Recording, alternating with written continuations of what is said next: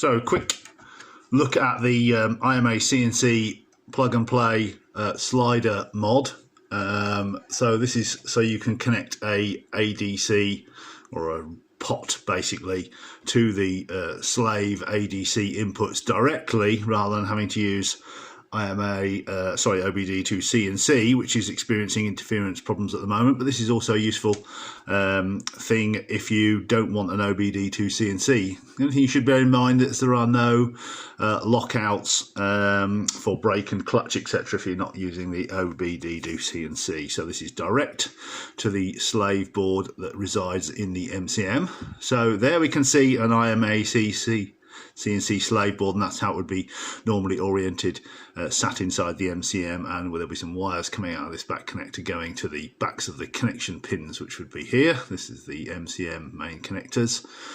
And basically what we do is we use the programming pins, and we use the left four pins. So we used the pin 1, which is indicated 2, 3 and 4. We don't use this right hand pin here. Okay, so we only use the first 4 pins. And basically we have a little tiny daughter board, which is this, and you can see it's basically a SIL receiver receptacle and a little tiny piece of strip board with 5 components on it, 4 resistors and a capacitor. Now I have put details of this, the schematic of course, in the post which accompanies this video. So basically what you have here is you end up with a little tiny circuit board like this, and that clips on to the first 4 pins of the IMAC&C like that. So it ends up like that, upside down, and you have this yellow wire here.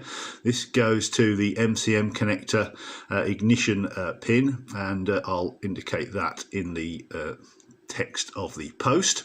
And then we have 3 basically spots here for connecting the wire which is going to go to the slider pot at the front of the car. So you can see I've put a little blob on each of these. We've got a red blob, that's the plus 5 volts. We've got black, which is ground, and then we've got a sort of purple one here at the end one there. This one on this far side is the wiper slider.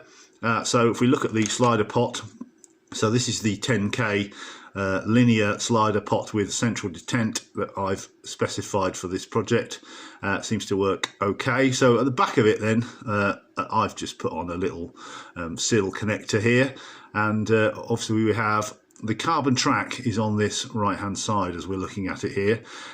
So what we have is we have both ends of the carbon track connected to positive 5 volts and ground. So this red wire, which is the rightmost pin on this little SIL connector here, goes to the top of the pot, which is the assist end. So you're pushing it up this way for assist, and that's the 5 volts. The 5 volts goes to the top. Then the next pin, the middle pin, goes to the bottom end of the track, which would be the regen end, which would be pulling it towards you because the wire is going to be coming in from this end.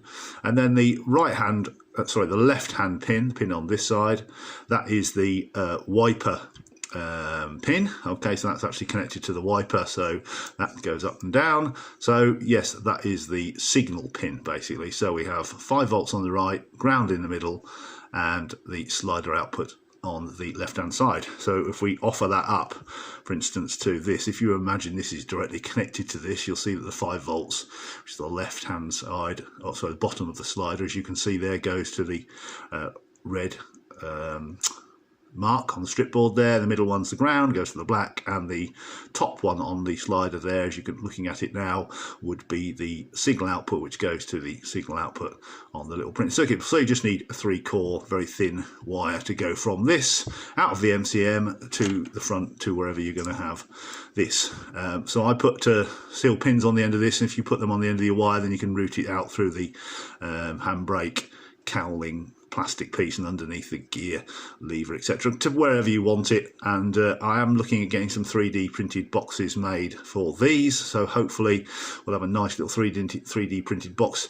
But I've actually used heat shrink. As you'll have seen, I put some heat shrink all over it, and then I cut a slit for the slider, and then you can glue the knob on. I've chopped it down at the little cutout point here, and you can just use that for that. So yeah, basically You have to load the latest firmware, of course, otherwise this won't do anything, and the circuit board can detect if this is disconnected at all or it's faulty. And remember, when you start the car up, this has to be in the center position when you turn the car on, or it will be locked out for that drive cycle until you've done a cold boot. And if this board becomes disconnected or anything like that, then the slave printed circuit board with the new firmware can detect that the wiper's not present, etc., and will just default to normal mode or to receiving commands from the OBD2 CNC in the normal way. So the wiper and slider, if you've got it, does override the commands coming in from the OBD2 CNC, because this is obviously connected directly to this.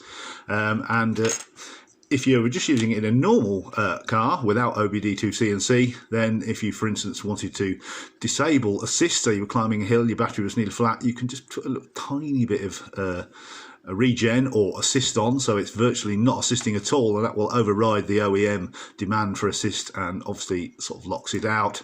So that's quite a useful way of preventing the car charging or discharging. It's a bit like the CalPod switch, but slightly more finesse, and obviously whichever direction you push this will give whatever assist up and regen backwards, and it will stay at that level until you push it back into the middle. If you cycle the ignition and leave it in one end or the other, or not in the center when you turn it back on, then it will be locked out for that drive cycle. This must be in the middle each time you start the car, because it calibrates itself to take some account of thermal changes, etc., etc. So that's it basically. So if you want this, then I can supply these. You can have the IMAC&C slave printed circuit board, which you obviously have to wire into your MCM, and then there's the little tiny daughter board for the slider, and then of course there's the 10K slider pot itself, which you can mount wherever you like. Nice and simple, and doesn't require the OBD2 CNC. So hopefully that makes sense along with the schematic and any other odd pictures I post.